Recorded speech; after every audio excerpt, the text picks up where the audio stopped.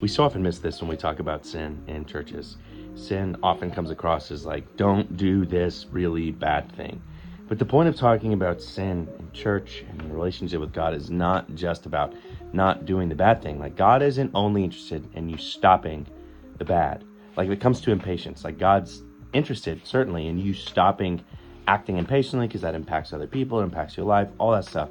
But God isn't only interested in you stopping being impatient. He's interested in healing your soul and forming you into a type of person who is patient. And like, what does it feel like if you were a person who's patient? Well, most of us have a hard time even knowing, because like, I have to really try hard to be patient, right? I want to be impatient, and so I try to be patient, and that feels hard. But what if God actually wants to form you into the type of person who is naturally, or rather supernaturally, patient? What does that feel like? Well, if you act patiently because that's the response of who you are, it feels pretty darn chill, relaxed, at peace. You see, when we talk about sin, we really need to move past like sin management and just like, don't do this bad thing, and move towards God has something better for you. Like, if you struggle with pride, right? Oftentimes that's rooted in insecurity. And so God isn't only interested in like making you stop acting prideful, though certainly that affects you, it affects the people around you.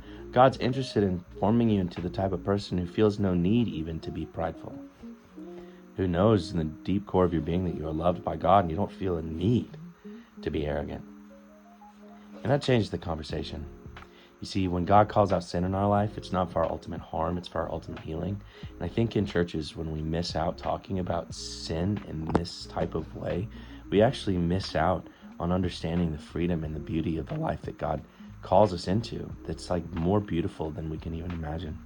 And for me, I find that encouraging. The more that I reframe it when I feel convicted, that I don't listen to the voice of shame, but I listen to the voice of the Spirit, that He's calling me out in this to bring me to healing.